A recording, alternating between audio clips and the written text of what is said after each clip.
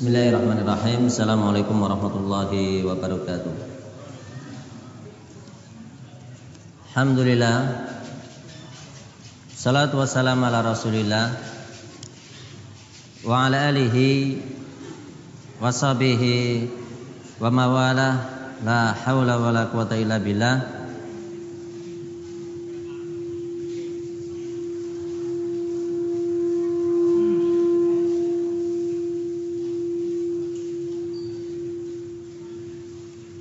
Qala Allah Ta'ala fi kitabil karim, wa ma umiru illa liya'budullaha mukhlishina lahuddin.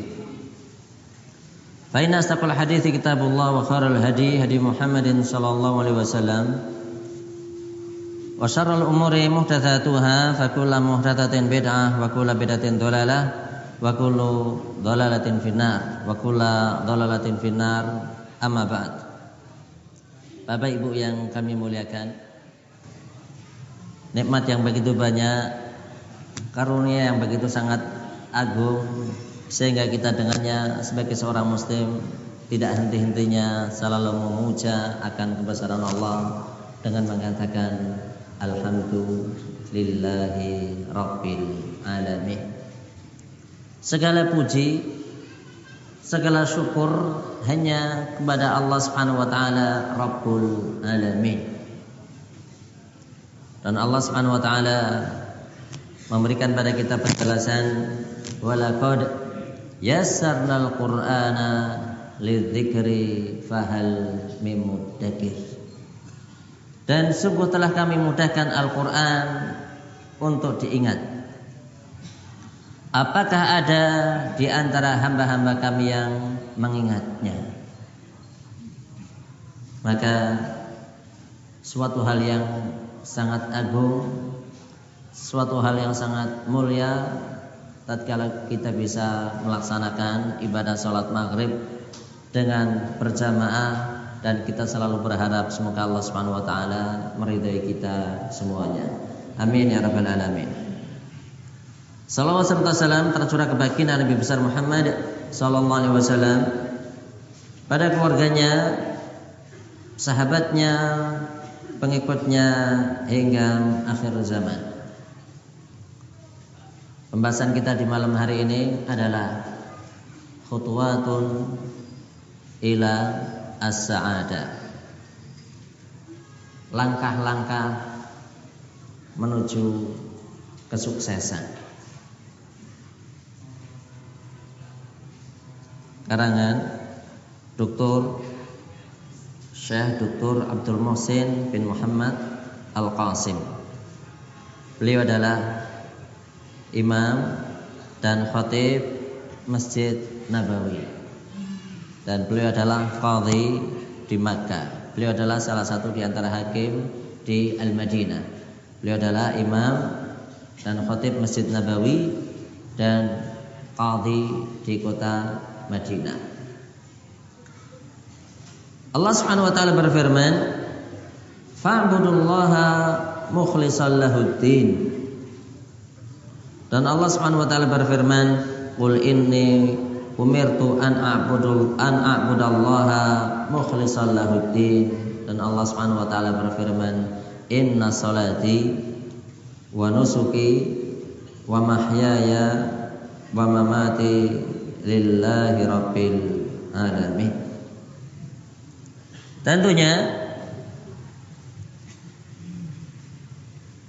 Allah Subhanahu wa taala adalah zat yang maha agung, sehingga salah satu di antara kewajiban seorang hamba adalah ikhlas di dalam beramal karena Allah Subhanahu wa taala. Dan benarnya suatu amalan itu tergantung benarnya niat, dan benarnya niat itu tergantung pada kesucian yang ada pada hati. Subhanallah. Nanti insya Allah akan kita bahas beberapa hal berkenaan cara untuk memperoleh ikhlas dan buah yang bisa dipetik tatkala seseorang berbuat ikhlas. Bapak Ibu yang kami muliakan, Allah Subhanahu wa taala memberikan pada kita suatu penjelasan di mana Rasulullah SAW bersabda, "Innamal a'malu binniyat." Sehingga dalil ini disebutkan bahwasanya di antara pokok di dalam ilmu agama adalah hadis innamal a'malu binniyat. Maka disebutkan bahwasanya Imam Bukhari telah menuturkan di dalam kitab sahihnya. Begitu juga Al-Imam Baghawi di kitab Syarhus Sunnah. Begitu juga Al-Imam An-Nawawi di dalam kumpulan Arba'in Nawawinya. Beliau menuturkan tentang hadis yang berbunyi innamal a'malu binniyat. Segala sesuatu tergantung pada niatnya. Dan niat itu berada di dalam hati. Dan Allah Subhanahu wa taala adalah zat yang maha agung, sehingga dialah Allah Subhanahu wa taala zat yang maha mengetahui apa yang berada di dalam hati sanubari manusia. Dan dialah Allah Subhanahu wa taala zat yang telah berfirman, wallahu alimun bidzatis sudur. Dan Allah Subhanahu wa taala adalah zat yang maha alim bidzatis sudur. Apa yang terdapat di dalam hati sanubari manusia. Maka tatkala kita berbicara masalah ikhlas, maka yang tahu ikhlasnya seseorang atau tidak hanyalah Allah. Subhanallah. Kata-kata yang sangat indah, mudah diucapkan, berat untuk dilakukan. Kenapa? Ikhlas karena Allah Subhanahu wa taala. Seseorang bisa jadi membaca Al-Quran dibagus-baguskan karena ada menantunya. Ataukah seseorang memanjangkan sholat karena ada calon mertuanya. Subhanallah. Sehingga mungkin seseorang sholat khusyuk, tidak ada tendensi apa-apa. Begitu ada perempuan yang dehem gitu saja, dan dia hafal deheman wanita ini. Deheman itu apa? Orang Jawa dehem, jabatan. Bahasa Indonesia ini pun dehem ini pun apa?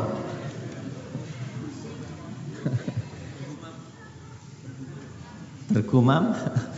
Bergumam itu ngomong dewe. Bergumam itu ngomong sendiri. Dehem niku itu dehem. Jabatan. Seorang laki-laki tatkala dia salat, kemudian lewatlah seorang perempuan, entah itu Aisyah, Faryatun, Juminten atau yang lainnya. Ini kok dehemannya Mbak Faryatun. Salatnya pun benten mboten. Beda. Kalau itu suara keras akan dikeraskan dan diindah-indahkan. Kalau itu adalah sholat yang tidak ada suaranya, maka akan disuwek-suwekke. Subhanallah. Dan dialah Allah Subhanahu wa taala zat yang maha alim. Dan dialah Allah Subhanahu wa taala zat yang alimun bidzatis sudur. Subhanallah. Dan tentunya salah satu hal yang menjadi kewajiban seorang muslim adalah beribadah kepada Allah, dan dialah Allah Subhanahu wa taala zat yang telah berfirman, "Wa ma khalaqtul jinna wal insa illa liya'budun." Wa ma khalaqtu, dan tidaklah aku ciptakan al jinna jin, wal insa dan manusia. Subhanallah. illa liya'budun, kecuali agar mereka beribadah kepadaku. Di sini Allah Subhanahu wa taala menyebut jin lebih dahulu daripada manusia. Bukan berarti jin itu lebih mulia. Yang jelas manusia lebih mulia daripada jin. Kenapa jin disebut lebih dahulu? Karena jin itu diciptakan lebih dahulu daripada manusia.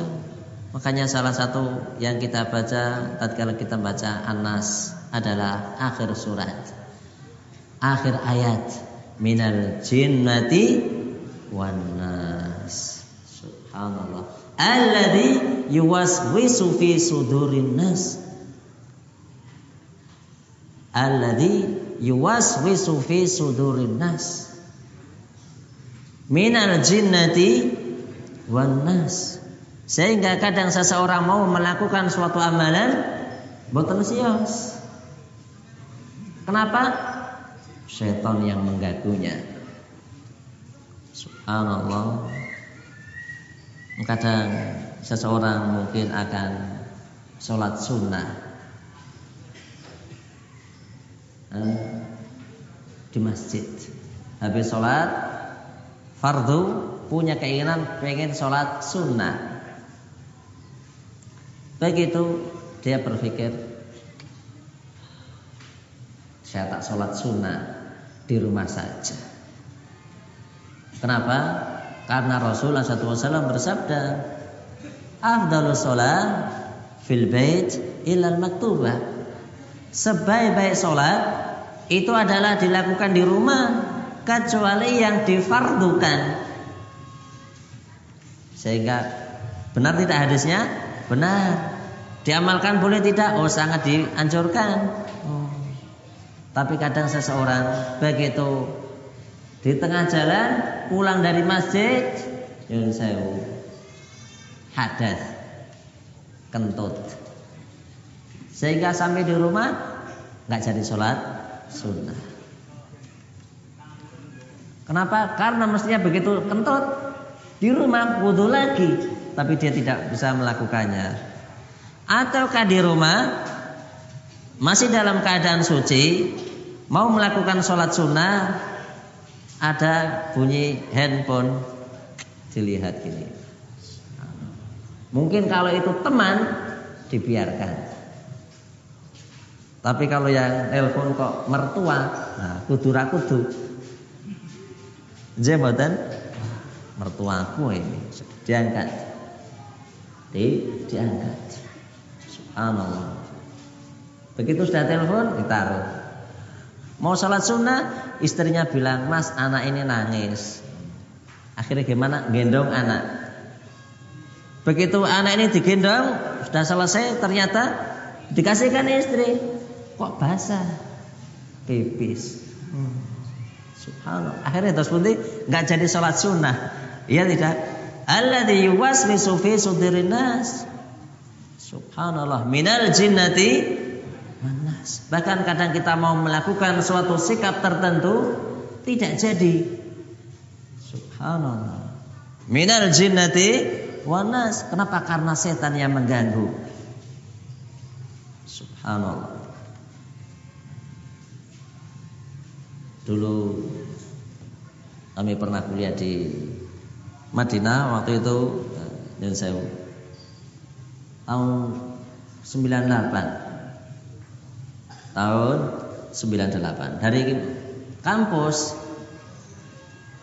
ke Masjid Nabawi itu kurang lebih 7 kilo. Dan tentunya mahasiswanya cukup banyak. 10.000 mahasiswa. Masya Allah. Sekarang jauh lebih banyak. Kalau nggak salah sekarang 14.000. Semuanya laki-laki. Semuanya laki-laki. Ke masjid ada antar jemputnya pakai bis. Tiap bulan mereka dapat beasiswa.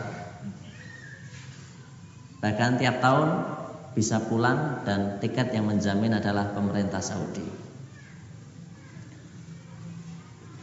Pernah waktu itu kami pulang habis isya dari Masjid Nabawi. Begitu pulang dari masjid, saya melihat tas kresek.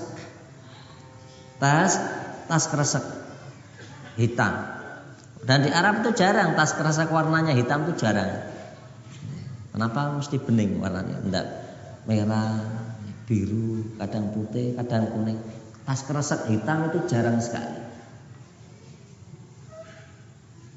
Begitu pulang dari masjid, lewat gang-gang, karena waktu itu Madinah masih banyak pembangunan hotel. Saya lihat ada tas kresek kok ditendang mahasiswa. Tiap kali ada mahasiswa lagi belakangnya ditendang lagi, terus bolak-balik ditendang. Tempat dekat parkiran bis. Begitu saya lihat kok pil mau ditendang-tendang, saya pun ikut nendang. Dan demikianlah seseorang kadang pengen melakukan apa yang dilakukan oleh orang. Jadi tidak. Tapi begitu orang-orang nendang, saya ikut tendang juga. Tapi begitu saya tendang, ada sesuatu tak angkat. Subhanallah. Begitu tak buka. Waktu itu saya dengan salah satu teman dari Bali. Begitu tak buka tas kresek itu, isinya duit. Segini. Ada sak realan, ada 2 realan, ada 10 realan, ada 50 realan, ada 100 realan. 1 real itu waktu itu adalah kurang lebih 3.000 itu waktu itu. Kenapa? Karena waktu Krismon tahun 98 pas Krismon, buatan nih kok? Pas Krismon. Subhanallah. Kalau yang 100.000 satu lembar berarti 300.000. Subhanallah. Alladzi yuwaswisu fi sudurin nas. Iya tidak? Setan ganggu badan? Ganggu. Saya ingat terus pundi? Saya ambil. Saya ambil. Lihat duit. Teman bilang, "Oh, pulang fulus, nukut." Subhanallah. Kemudian saya berpikir, ini bukan uang saya. Tak taruh. Saya jalan. Begitu jalan beberapa meter, saya mundur lagi. Mikir, ya tidak, duit duit. Subhanallah. Akhirnya saya angkat lagi, tak bawa jalan pelan. Saya pikir lagi, ini bukan hak saya, ini milik orang. Tak taruh lagi. Kemudian saya jalan. Begitu udah jalan saya balik lagi. Ya nanti kalau yang nerima, yang dapat orang baik. Kalau orang yang nggak baik, dia akan membelanjakannya. Saya pun datang lagi, tak ambil lagi. Ya sudah. Begitu jalan, mikir, wah, ini yang punya mesti mencarinya. Sudah, tak kembalikan lagi situ. Insya Allah yang kehilangan dan dia mesti akan mencari di mana dia tadi berjalan. Nggih mboten, mesti akan ngikuti jejaknya. Sudah, saya taruh, saya tinggalkan uang tersebut. Khalas. Liwajillah. Insya Allah karena Allah. Ya tidak. Insya Allah karena Allah. Kalau enggak karena Allah ya mungkin sudah kita manfaatkan. Bagi cah loro ora saya ngerti kok. Iya tidak. Subhanallah. Dan setan selalu yuwaswisu fi sudurin nas minal jinnati wan nas, dan semoga itu adalah bentuk amal soleh kita karena kita tidak mau mengambil sesuatu hal yang bukan milik kita. Bapak Ibu yang kami muliakan, tentunya Allah Subhanahu wa taala telah berfirman, "Wa ma khalaqtul jinna wal insa illa liya'budun." Yang dimaksud ya'budun adalah yuwahhidun, agar mereka mengesahkanku dalam peribadatan. Subhanallah. Dan Allah Subhanahu wa taala adalah As-Samad. Qul huwallahu ahad. Allahu As-Samad. Subhanallah. Dialah Allah Subhanahu wa taala. Katakanlah wahai Muhammad bahwasanya dialah Allah Subhanahu wa taala Al-Ahad, Zat yang Maha Esa. Allahus Samad, alladzi yahtaju ilaihi nas. Dialah Allah Subhanahu wa taala As-Samad, tempat bergantung yang mana seluruh manusia membutuhkan Allah. Wala yahtaju ilaihim, dan dialah Allah tidak butuh kepada manusia. Ad-Daimul Baqi Al-Hayyu alladzi la yamut. Dialah Allah Subhanahu wa taala Zat yang Maha Kekal, Zat yang Maha Abadi, Zat yang Maha Hidup, dan Zat yang tidak bakalan mati. Subhanallah. Makanya kesempurnaan yang ada pada sisi Allah tidak bisa ditandingi. Tapi kekurangan yang ada pada manusia, maka itu adalah bentuk kesempurnaan manusia.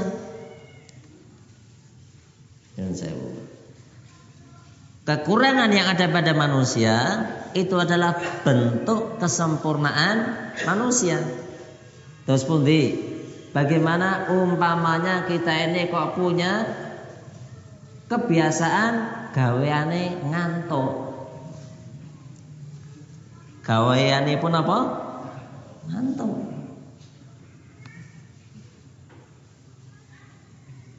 Di rumah deres ngantuk. Ada tamu ngantuk. Ke pengajian, subhanallah, apalagi hari Jumat itu, subhanallah.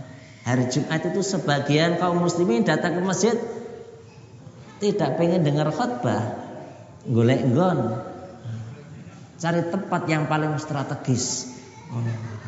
Bagaimana caranya khatib tidak bisa melihat dia,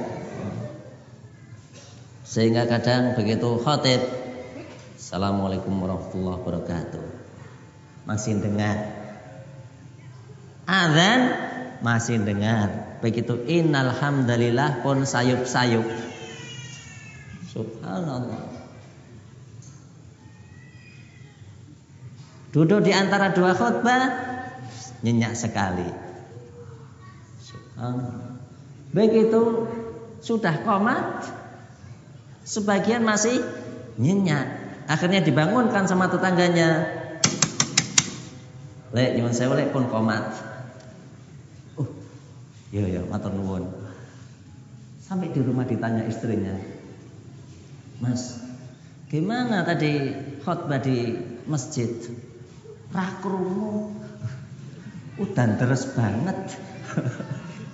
Subhanallah. Katanya tidak mendengar karena hujan deras, padahal di masjid sare. Subhanallah. Nah, seseorang tatkala ngantuk terus, maka itu adalah bentuk kekurangan. Iya tidak? Tapi kalau itu adalah tidak terjadi pada seseorang ngantuk, alhamdulillah ngantuk ada tidur. Repot kalau hanya ngantuk terus, calangaban terus, menguap terus, tapi tidak bisa tidur. Stres mboten? Stres. Subhanallah. Bagi mereka yang ngantukan, maka selalu berusaha. Lihat namanya Bapak Satpam, lihat yang namanya mereka yang hendak ronda, dia ngantuk, pengen caranya gimana dia melek. Subhanallah. Jabatan yang melek, pengen caranya di mana dia tidur. Subhanallah. Makanya kekurangan yang ada pada manusia itu adalah bentuk kesempurnaan manusia. Subhanallah. Alhamdulillah kita ini bisa ngantuk, alhamdulillah. Tidur, alhamdulillah. Melek, alhamdulillah. Coba kalau kita ini hitung-hitung, seseorang punya umur 100 tahun. Seseorang punya umur berapa? 100 tahun. Berapa yang dia gunakan untuk ibadah? Subhanallah. Sehari semalam berapa tahun? Berapa jam? 24 jam. Sehari semalam 24 jam. Untuk tidur pinten? 8 jam. Jadi kalau seseorang punya umur 100 tahun, untuk tidur saja pinten? 3 tahun langkung 3 bulan untuk sare. Niku nek umure 100 tahun. Nek umure swidak berarti pinten untuk tidur? 20 tahun. Nggih mboten? Waktu balik 15 tahun. Berarti berapa? 35 tahun. Masih berapa? Selangkung. Lek mbambung 20 tahun. Cuma ibadah berapa? 5 tahun. Subhanallah. Subhanallah. Dan Allah Subhanahu wa taala berfirman, "Illa liya'budun ay liwahidun." Agar mereka mengesahkanku dalam perkara ibadah. Allah Subhanahu wa taala berfirman di dalam surat Al-An'am, "Qul inna salati wa nusuki wa mahyaya wa mamati lillahi rabbil alamin." Katakanlah wahai Muhammad bahwasanya salatku, ibadahku, kehidupanku, kematianku hanya milik Allah Subhanahu wa taala Rabbul Alamin. Milik Allah Subhanahu wa taala semata. Maka sebagai seorang muslim hendaknya selalu menyerahkan seluruh urusannya kepada Allah, dan sebagai seorang muslim dalam keadaan apapun selalu berkata alhamdulillah. Kita lihat saudara kita yang sakit, coba ditanya, terus pundi kabaripun Pak, dia pun akan mengatakan alhamdulillah. Waing-waing terus alhamdulillah. Pilek ditanya saja alhamdulillah. Ataukah kita datang ke rumah sakit Sarjito atau PKU yang dekat sini, kita mungkin punya saudara kita yang lagi dalam keadaan kakinya patah, kecelakaan. Coba ditanya, terus pundi kabaripun lek, dia akan berkata alhamdulillah. Alhamdulillah kenapa? Cuma patah? Alhamdulillah cuma kesleo? Alhamdulillah masih sugeng? Jeboten. Alhamdulillah di sini adalah tafaulan, berharap untuk memperoleh kesembuhan. Subhanallah. Berharap untuk memperoleh kesembuhan. Bapak Ibu yang kami muliakan, ada seorang ulama besar yang bernama Fudail ibn Iyad. Beliau mengatakan, al-amalu li ajlin nas syirkun wa tarkul amal li ajlin nas riya'un wal ikhlasu an yu'afiqallah fihima aw minhuma. Ada seorang ulama besar yang bernama Fudail ibn Iyad. Beliau mengatakan, al-amalu li ajlin nas syirkun. Seseorang yang beramal karena manusia. Seseorang yang beramal karena manusia itu adalah syirik. Syirik asghar yang dimaksud dengan riya. Subhanallah. Al-amalu li ajlin nas syirkun. Seseorang beramal untuk manusia itu adalah syirik. Di sini adalah syirik. Apa itu? Seseorang yang beramal karena pengen memperoleh apapun yang ada pada sisi manusia, maka itu adalah syirik. Kenapa? Karena dia tidak beribadah yang ditujukan karena Allah. Aku beribadah ini biar naik jabatanku. Subhanallah. Aku beribadah seperti ini agar aku seperti ini. Maka dikatakan bahwasanya al-amalu li ajlin nas syirkun. Seseorang yang beramal untuk manusia itu adalah syirik. Wa tarkul amal li ajlin nas, dan seseorang meninggalkan suatu amalan karena manusia itu adalah riya. Subhanallah. Seseorang mau bersedekah, nggak jadi bersedekah, maka itu adalah riya. Kenapa Bu nggak jadi bersedekah? Aku takut dipuji orang. Subhanallah. Subhanallah. Seseorang yang meninggalkan suatu amalan karena manusia itu adalah riya. Subhanallah. Wal ikhlas, dan yang dimaksud dengan ikhlas adalah an yu'afikallah minhuma. Allah Subhanahu wa taala membebaskan kalian dari keduanya. Subhanallah. Yang dimaksud ikhlas adalah Allah Subhanahu wa taala menjauhkan Anda dari dua hal tersebut. Maka dialah Allah Subhanahu wa taala zat yang telah berfirman, "Faman ya'mal mithqala dzarratin khairan yara. Wa man ya'mal mithqala dzarratin syarran yara." Barang siapa yang mengamalkan suatu amal kebaikan, maka hamba tersebut mesti akan melihat dan memperoleh balasannya. Dan barang siapa seseorang yang melakukan mithqalu dzarrah, subhanallah, mithqal dzarrah. Bapak Ibu yang kami muliakan, dzarrah adalah sesuatu hal yang sangat kecil. Kalau sebagian mengartikan biji sawi, sebagian lagi mengartikan adalah atom. Dan sewu. Kalau kita punya rumah, ini umpamanya genteng, jabatan, semuanya genteng, dan genteng tersebut adalah dari tanah yang dibakar. Kemudian ada satu genteng di mana genteng ini adalah genteng plastik ataukah genteng kaca. Khususnya bagi mereka yang tinggal di kampung. Jematan? Oh ya. Padahal pagi sudah disapu nih, pagi sudah dibersihkan, subhanallah. Tapi begitu ada yang nyapu.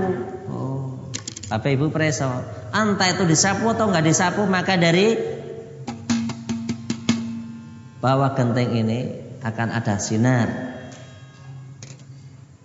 Ciptaan Allah yang sangat kecil sekali, mabur-mabur. Coba kita pegang gini, tambah wakeh, jembatan, tambah banyak, subhanallah. Apakah kita bisa mengambilnya? Nggak bisa mengambilnya. Jembatan, itulah dzarrah, subhanallah. Sangat kecil, buatan? Sangat kecil, mudah dan bisa ditangkap. Coba aja kalau pakai kaca, dibasahi air, kemudian keringkan dikit, nah baru dikinikan, nanti akan nempel. Sangat kecil sekali. Jembatan, coba ditimbang berapa beratnya itu. Subhanallah. Berapa beratnya? Subhanallah. Sepersekian gram, nggak tahu berapa, sangat kecil sekali kok. Jembatan, timbangan rak lakon obah. Nek obah medeni. Subhanallah. Dan Allah Subhanahu wa taala memberikan kepada kita suatu penjelasan. Wallahu yudha'ifu liman yasha wallahu wasi'un alim. Allah Subhanahu wa taala memberikan lipat ganda kepada siapapun di antara hambanya yang dikehendaki. Wallahu, dan dialah Allah Subhanahu wa taala wasi'un alim, zat yang maha luas dan zat yang maha mengetahui. Subhanallah. Tentunya tatkala kita berbicara masalah ikhlas, apakah kiat-kiat seorang muslim untuk memperoleh ikhlas? Apakah upaya yang semestinya dilakukan oleh seorang muslim agar dia memperoleh ikhlas? Yang pertama adalah berdoa kepada Allah Subhanahu wa taala. Berdoa kepada Allah Subhanahu wa taala dengan mengatakan Allahumma ja'al amali kulluhu salihah. Ya Allah, jadikanlah seluruh amalanku adalah amal yang baik. Waj'alhu liwajhika khalisa. Dan jadikanlah amal yang kami lakukan adalah hanya ditujukan kepada Engkau semata. Subhanallah. Abot boten ikhlas niku? Abot. Ikhlas itu berat tidak? Berat. Makanya doa orang tua adalah doa yang ikhlas. Maka doa orang tua itu adalah mustajab. Jematan, subhanallah, doanya orang tua untuk anak itu adalah mustajab. Makanya bagi orang tua hendaknya hati-hati di dalam berucap. Jika orang tua berucap kebaikan, maka insya Allah kebaikan itu akan terlaksana. Jika orang tua berkata yang tidak baik, maka yang namanya kecelakaan pun akan dekat. Subhanallah. Dan yang namanya anak itu kadang nganyel ke mboten? Oh, anak niku kadang jengkel ke mboten? Oh, jengkel ke. Dan anak-anak sekarang itu berbeda dengan waktu dulu kita masih kecil. Dulu waktu kita masih kecil, yang namanya dengan ayah wedi mboten? Wedi banget. Subhanallah.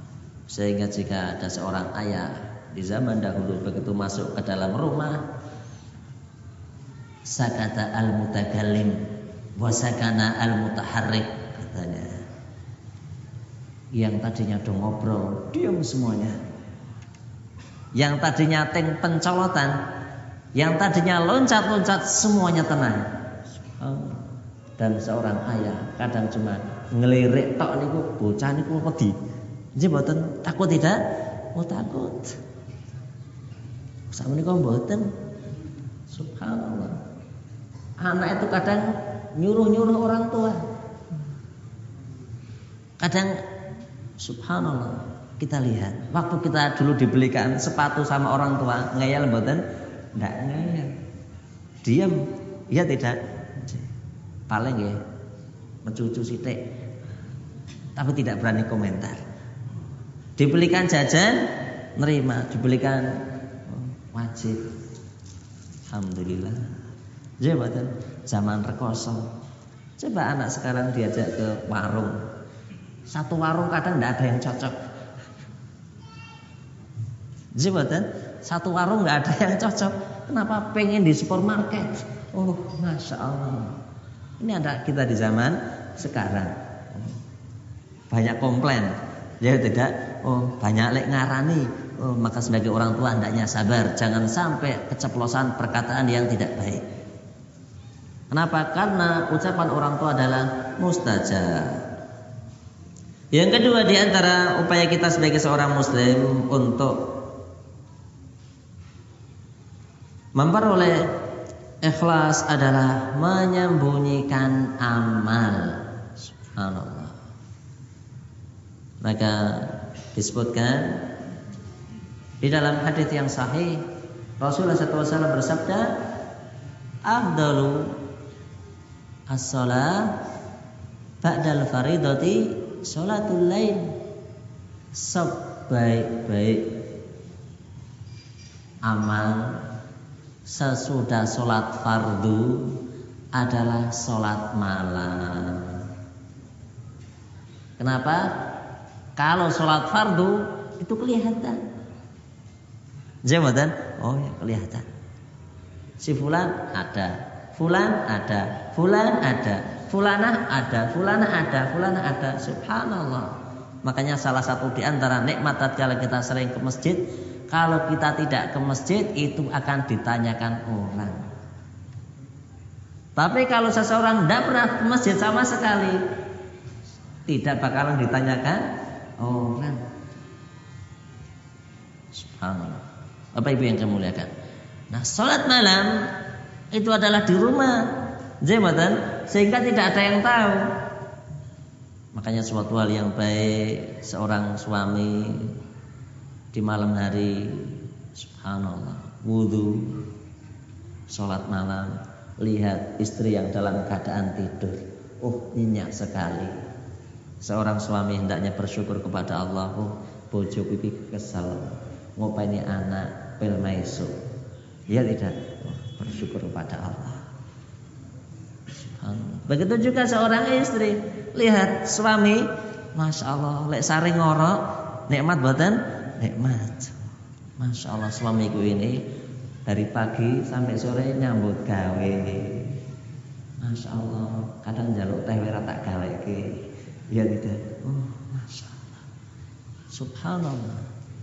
Makanya salah satu di antara amal soleh, salah satu di antara keluarga yang sakinah adalah jika seorang suami itu bangun dan mendapatkan istrinya kok tidur, maka gugah istrinya. Kok ternyata istri tersebut tidak bangun,